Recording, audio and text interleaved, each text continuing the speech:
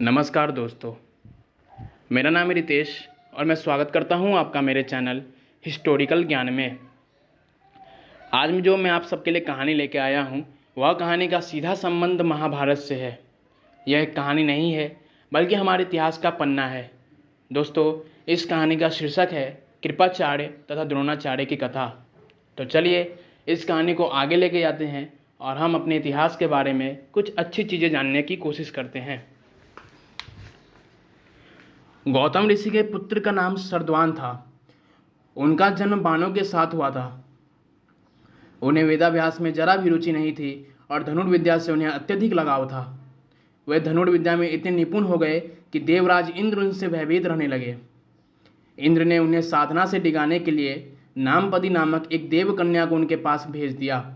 उस देवकन्या के सौंदर्य के प्रभाव से सरद्वान इतने काम पीड़ित हुए कि उनका वीर्य स्खलित होकर एक सरकंडे पर आ गिरा। वह सरकंडा दो भागों में विभक्त हो गया, जिसमें से एक भाग से कृप नामक बालक उत्पन्न हुआ और दूसरे भाग से कृपि नामक कन्या उत्पन्न हुई। कृप भी धनुर्विद्या में अपने पिता के समान ही पारंगत हुए। भीष्म जी ने इन्हीं कृप को पांडवों और कौरवों की शिक्षा दीक्षा के लिए नियुक्त किया और वे कृपाचार्य के नाम से विख्यात हुए। कृपाचार्य के द्वारा पांडवों तथा कौरवों की प्रारंभिक शिक्षा समाप्त होने के पश्चात अस्त्र शस्त्रों की विशेष शिक्षा के लिए भीष्म जी ने द्रोण नामक आचार्य को नियुक्त किया। इन द्रोणाचार्य जी की भी एक विशेष कथा है। एक बार भरद्वाज मुनि यज्ञ कर रहे थे। एक दिन वे गंगा नदी में स्नान कर रहे थे। वहां पर उन्होंने घृताच्री नामक एक अप्सरा को गंगा स्नान कर निकलते हुए देख लिया।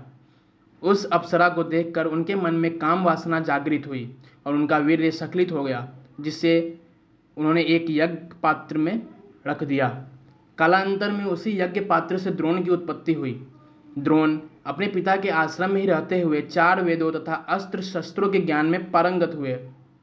द्रोण के साथ प्रसरत नामक राजा के पुत्र द्रुपद भी शिक्षा प्राप्त कर रहे थे तथा दोनों में प्रगाढ़ मैत्री हो गई। उन्हीं दिनों परशुराम अपने समस्त संपत्ति को ब्राह्मणों में दान करके महेंद्रांचल पर्वत पर तप कर रहे थे। एक बार द्रोण उनके पास पहुंचे और उनसे दान देने का अनुरोध किया। इस पर परशुराम बोले, वत्स, तुम विलंब से आए हो। मैंने अपना सब कुछ पहले से ही ब्राह्मणों को दान में दे डाला है। अब मेरे पास केवल अस्त्र शस्त्र ही शेष बचे हैं। तुम चाहो तो उन्हें दान में ले सकते हो। द्रोण यही तो चाहते थे।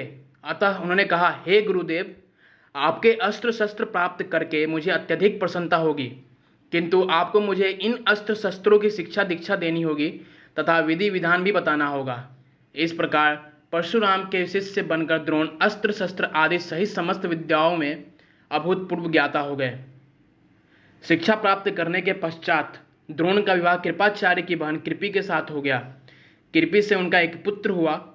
उनके उस पुत्र के मुख से जन्म के समय अश्व की ध्वनि निकली, इसलिए उनका नाम अश्वत्थामा रखा गया। किसी प्रकार का राजाश्रय प्राप्त न होने के कारण द्रोण अपनी पत्नी कृपि तथा पुत्र अश्वत्थामा के साथ निर्धनता के साथ रह रहे थे।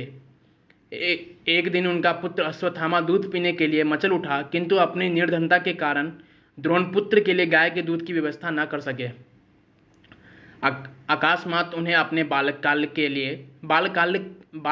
के मित्र राजा द्रुपद का स्मरण हो गया, जो कि पांचाल देश के नरेश बन चुके थे।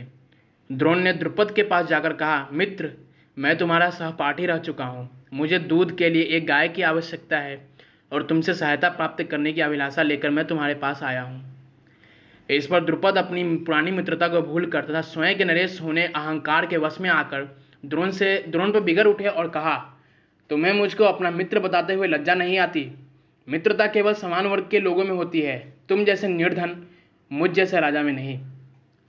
अपमानित होकर द्रोण वहां से लौट आए और कृपाचार्य के घर गुप्त रूप से रहने लगे। एक दिन युधिष्ठिर आदि राजकुमार जब गेंद खेल रहे थे तो उनकी गेंद एक कुएं में जा गिरी। उधर से गुजरते हुए द्रोण से राजकुमारों ने गेंद को कुएं से निकालने के लिए सहायता मांगी। द्रोण ने कहा, यदि तुम लोग मेरे साथ मेरे तथा मेरे परिवार के लिए भोजन का प्रबंध करो तो मैं तुम्हारा गेंद निकाल के दूंगा। युधिष्ठिर बोले, देव, यदि हमारे पितामह की अनुमति होगी तो आपका सदा के लिए भोजन पा सकोगे।